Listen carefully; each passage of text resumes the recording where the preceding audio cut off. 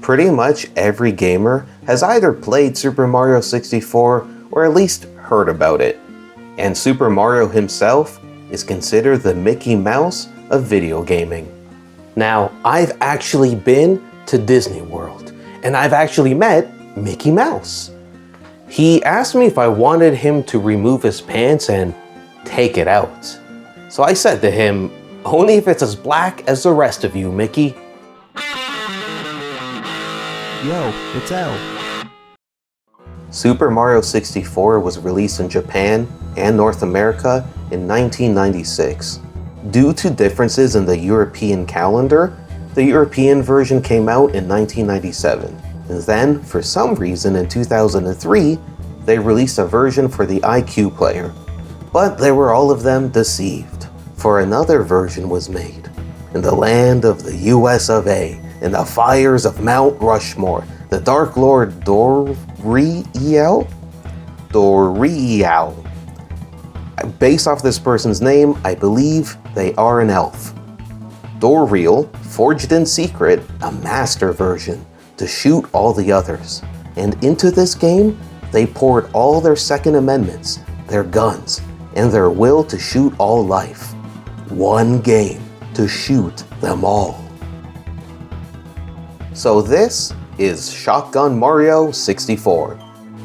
You can use a shotgun while jumping, which will essentially work as a second jump, and it makes long jumps even longier.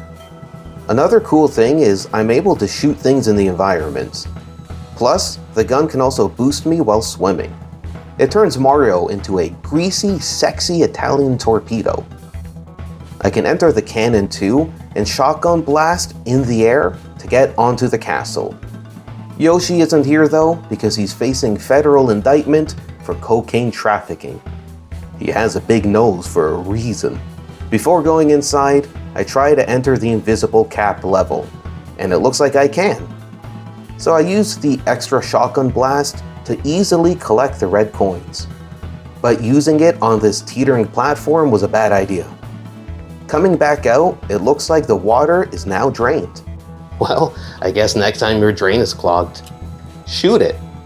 Turns out I can shoot doors down, which would allow me to go upstairs right away, but that's no fun. So here's the plan. I'm going to shoot people. I'm going to go to every mini-boss in the game and blow their brains out. And before we go any further, I understand that guns, it's a very touchy subject. But I think no matter what side of the debate you fall on, you probably don't want to get shot. So which means you probably shouldn't shoot somebody else. But don't take my word for it. Why don't we ask Super Mario himself? Do you know someone that owns a gun or a knife? Remember, guns and knives aren't toys. They can hurt people or even kill them. It could happen to your best friend or you. Even if you think the gun isn't loaded or the knife isn't sharp, leave them alone. You wouldn't want to be wrong. Remember, guns and knives can kill. I will finger you. Let's start with Bob-omb Battlefield. I'm going to see what happens when I shoot things with a gun. Luckily for me, my first target is right up here. It only takes 2 shots, and that takes care of my first target. Chain Chomp, consider yourself terminated. So let's shoot down the gate and grab the star. To reach my next target, I have to climb this mountain, which is easy breezy, beautiful cover girl when I can use the shotgun to take shortcuts up. I can also jump across to the island in the sky. I could grab this star now, but instead I'll shoot it and jump back to where I was going. And at the top is my next target, King Bob-omb.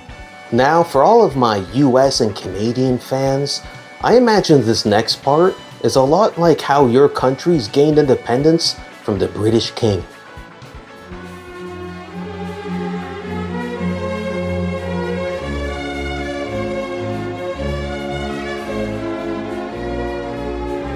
Und weil der Mensch ein Mensch ist, drum braucht was zum Essen, bitte sehr.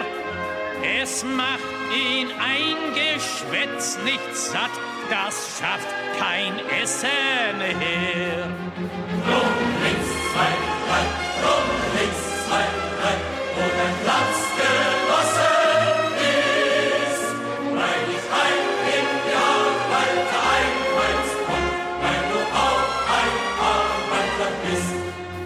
King Womp, das ein terminated. Next is Womp's Fortress. I easily make my way up to the poorly named Womp King. He's a whomper of a stomper, but I got a gun, and I shot him. He overreacts and dies. Much like Louis XVI, the Womp King has been terminated. I need to get into this sunken boat, but this eel is blocking me. Turns out you can shoot an eel, which will eventually lead to aquatic life having to create weaponry to fight the land people. My scouter is telling me that eels are as old as dinosaurs. You know what killed the dinosaurs? The Ice Age! Speaking of the Ice Age, I head for Cool Mountain. I ride the slide for fun and to unlock the penguin race. I exit and I sort of shot the mom who lost her kid. Let this be a stark reminder of innocent victims of gun violence. Instead of honoring victims of gun violence through the use of gun violence, I instead used the gun as a tool to beat a giant penguin in a race. So I know he wasn't really a mini-boss, but I just wanted to shoot him for all the times he beat me in a race. I need more stars to enter the ghost house, so I went back to Womp's Fortress to shoot things. Like the wall that you normally need the cannon to break open. Another easy star is the Koopa race. There's a bunch of places I can use the shotgun blast as extra jumps to get up easier. That race was almost as fast as I am in bed. Unlike real life though, here I'm rewarded with a star. You know what? Since I'm here, I might as well grab the star on the floating island. In Jolly Roger Bay, I can shoot open the cannon and use it to get to the little ledge out here with the star. I just realized I forgot to unlock the invisible cap earlier. I mean, I drained the moat. You'd think I would have just gone back in. But whatever, I did it now. I should also grab the wing cap. The shotgun doesn't really help with this level at all, aside from being able to shoot the block with it. I get the star and I get out. I guess I get down since I'm above the castle, technically. I need more stars to spawn the Boo level, and two really easy to get stars are in the slide level. The first one you get for just completing the level, and I went back to grab the second one for completing it under a certain time. You need 12 stars for Boo, but I got one extra because I'm a nice guy. I shoot the ghost and head in. I head up to the invisible cap and make my way to the top floor. I enter this back room and shoot the giant eye. Giant eye, consider me glaucoma because your ass is terminated. Target 6, I need to summon by killing its ghost children. Once all 5 of its ghost children are sent to the Shadow Realm, the big Boo shows up. It turns out the ghosts are weak to shotguns, and I'm surprised nobody in Ghostbusters was smart enough to figure that out. There are 2 big Boos left to destroy. Looks like this Casper, the friendly bitch, has been terminated. The second big Boo is hiding in this merry-go-round of sin and deviance. I partook in the Psycho Circus, and I sacrificed the ghost children to the dread Father Sithis. So the big Boo comes out, and I Swiss cheese him with my shotgun. It appears as if the ghost of Christmas present has opened his present from me. Termination. Now it's time for the last of the Ghost Three Stooges, as I make my way up to the roof. I shoot open the door, then start shooting again when I see this white Slimer. Much like Sebastian Shaw's Anakin Skywalker, this is one ghost no one will ever see again. So, the big 3 Boos, dumb, dumber, and dumbest, consider yourselves ghost bastard! Now it's time for the first Bowser fight. Just while I'm going through the level, I want to once again compliment the work that was put into this. I really love using the shotgun blast to amplify my jumping capabilities. The Bowser fight goes by pretty quick, especially since he got hit point blank in the face with a shotgun blast. I shoot the key off the ledge, then freak out because I might have softlocked myself. But luckily for me, the key is immortal and reappears during a blood moon. Much like my friend's Italian uncle, I went into the basement to shoot a rabbit. Instead of dinner, I got a star. In Lethal Lava Land, I head for the bullies. Now, I don't know how they're bullies. I mean, Mario shows up to their house and shoots them. I never knew Mario carried a badge. I will say, this level is a great example of the shotgun jump, allowing for fun, new ways of getting around. It makes me almost want to play this over the vanilla Super Mario 64, especially when it allows me a refreshing way to interact with the game that I just love so much. Since I'm in the basement, and my uncle and his weird balls aren't here, I might as well hang out. I know I hunted a rabbit and bullies, but I should have gone for the metal cap first. After screwing around and shooting things in Hazy Maze Cave, I head for the metal cap portal. Being metal, having a gun, I really do feel like a Terminator. Cyberdyne's motto, SM64, Dowl. I held this kid up for a star, which came out of his head after I shot it. Target 8 is in Shifting Sand Land.